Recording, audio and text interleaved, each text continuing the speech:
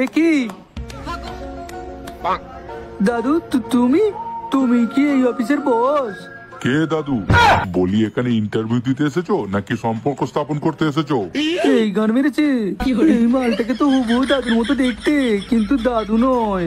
মোষের মতন গলার আওয়াজটা না শুনলে বুঝতেই পারতাম না। এই বালের অফিসেই তাহলে আমাকে কাজ করতে হবে। এই যে বলি, হাঁ করে দাঁড়িয়ে থাকবে নাকি বসবে? এই হ্যাঁ হ্যাঁ, বসবো তো। তাহলে দাঁড়িয়ে আছো কেন? বসো, সিট ডাউন। কই দেখি তোমার কাগজপত্রটা দেখি। এটা কি? তোমার থেকে তো তোমার বায়োডাটা চাইলাম, আর তুমি মোবাইল দিচ্ছ কেন? আসলে স্যার, এখন তো সমস্ত কিছু ডিজিটাল হয়ে গেছে, তাই আমিও আমার কাগজপত্র ওই ডিজিটাল ভাবে ব্যবহার করি। বাহ বাহ, পড়াশোনায় তুমি তো একদম পিএইচডি পাস করে বসে রয়েছো দেখতে পাচ্ছি। ইয়ে ওই আর কি। হ্যাঁ, যাকে বলে একেবারে বালের মতো। যাই হোক, এবার আমার দিকে দেখো। এই অফিসে ঢোকার সময় তুমি বাইরে নিশ্চয়ই দেখেছো কিছু কনস্ট্রাকশনের কাজ হচ্ছিল।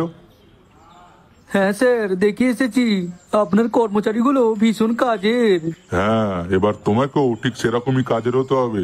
আচ্ছা বলুন বলুন, কি করতে হবে আমাকে? তুমি ওখানে ইট বওয়ার কাজ করবে। হ্যাঁ, মরে যাবো স্যার, একদম মরে যাবো। দয়া করে এত কাজ, কষ্টের কাজ দেবেন না। দেখো, শুধুমাত্র তোমার বইয়ের সুপারিশেই তোমাকে এই কাজটা আমি দিচ্ছি। তাই বলে এই নয় যে তোমাকে এই রুমে বসিয়ে বিরিয়ানি খাবার কাজ দেবো। আমি তাও চাই না স্যার, তাও চাই না। আমাকে শুধু ওই ভারী কাজ থেকে রেহাই দিন। আসলে আমার কিডনির দু সাইডে দুটো পাথর রয়েছে, আর তাই জন্য আমি ভারী জিনিস চাগাতে পারবো না। ও মা, তাই নাকি? হ্যাঁ স্যার। কিন্তু তোমার বউ তো এসব কিছু বিষয় আমাকে জানায়নি। ও জানবে কি করে? আমি তো ওকে কিছু জানাইনি, কারণ ও যদি জানতে পারে তাহলে ও দিন রাত কান্নাকাটি করবে। হ্যাঁ, তাও ঠিক। ঠিক আছে, তুমি আজ থেকেই এই অফিসের ফাইলপত্র, তারপরে যার যা কিছু প্রয়োজন সেই সমস্ত কিছু তাদের হাতের গোড়ায় জোগাড় করে দেওয়ার কাজ করবে। ধন্যবাদ স্যার, ধন্যবাদ। তাহলে আমি কবে থেকে জয়েন করব? কানের মধ্যে কি বাঁড়া গুঁজে আছো? আমি তো আজ থেকেই বললাম, তো কথাটা কি তখন কানে গেল না? Sorry sir, sorry.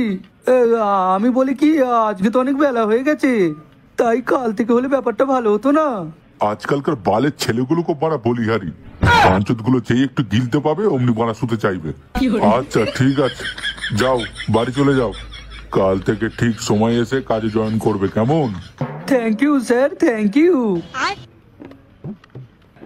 আর একটা কথা স্যার, বলছিলাম কি, আমার স্যালারিটা কত হবে?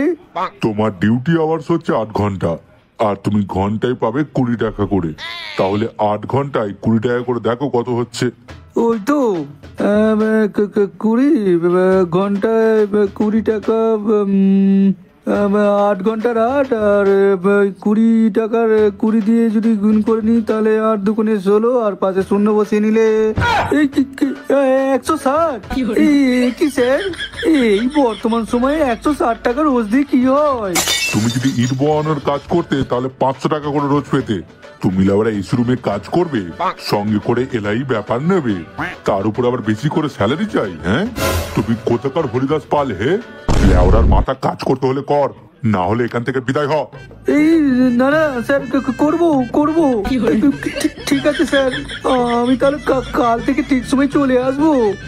এখন তাহলে আসছি। হ্যাঁ হ্যাঁ হ্যাঁ, যাওয়ার সময় একটু পথঘাট দেখে যেও, কেমন? কারণ আজকালকার পথঘাট তেমন ভালো নয়।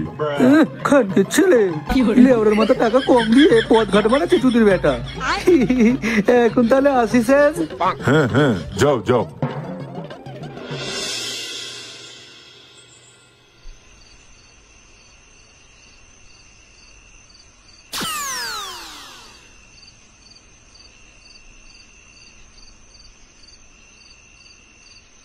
ব্যাপারটা কি কি হলো? বাবার মুডটা এরকম খারাপ লাগছে কেন? একবার জিজ্ঞাসা করে দেখি। বাবা, তোমার কাজটা তাহলে কি পছন্দ হলো? দেখা নাই, মাথা গরম করিস না, একদম বলে দিচ্ছি। এমনিতেই বাড়া ওই বালের বুড়ো চোদার কথাবার্তায় মাথার মধ্যে বাড়া ভূমিকম্প হচ্ছে। মানে তুমি তো ইন্টারভিউ দিতে গেছিলে, তাহলে ওখানে গিয়ে আবার কি কি কি কেলেঙ্কারি করে এসেছো? আমি কিছুই করিনি, যা করার তোর মায়ের ওই 12 চোদ্দ আমার বসই করেছে। শুয়োরের বাচ্চা আমার বলে কি না। কি? ও ওই বুড়ো চোদার এত বড় সাহস আমার বাপকে অপমান করা! শুয়োরের বাচ্চা শালা খানকে ছেলে! কি ব্যাপার কানাই, হঠাৎ আজকে আমার হয়ে কথা বলছি কেন? লেবরার মাথা, এটা আমার বাপ। আমার বাপকে আমি পোঁদ মারতে পারি, আবার গালাগালি দিতে পারি। যা যা যা খুশি করতে পারি। সেখানে ও ওই বুড়ো চোদা বলা কে? হ্যাঁ, এই বেরো বক্তব্য আমার, বেরো গান্ডু চোদ ঢ্যামনে চোদ আমার। শুয়োরের বাচ্চা এত বড় সাহস হয়ে গেছে যে পরে আমার সামনে দাঁড়িয়ে বলছে আমি বাপের পুঁত মারতে পারি।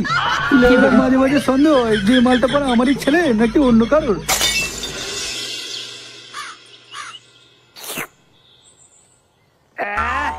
আজকে তো চাটা একদম সেরা ছিল পকাই।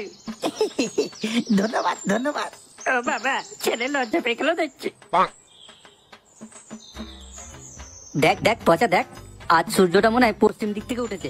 ধুর, এটা আবার হয় নাকি? কেন হয় না বাড়া? আমাদের গ্রামের সব থেকে বড় নিষ্কর্মা যদি কাজে যেতে পারে, তাহলে সূর্যও নিশ্চয়ই পূর্ব দিকের বদলে পশ্চিম দিক থেকে উঠতে পারে। ও, এবারে বুঝতে পেরেছি। তোমরে কুতবাড়ির বেটা আমার লেওরা আমাকে শুনিয়ে শুনিয়ে টোন মেনে কথাবার্তা তোরা যে গাঁড় মেরে বের করে দেবো রে। আজকে তোকে এমন খেলাবো, তার সাথে সাথে মামা ভাগ্নের সমস্ত সম্পর্ক বলা তুলে দেবো।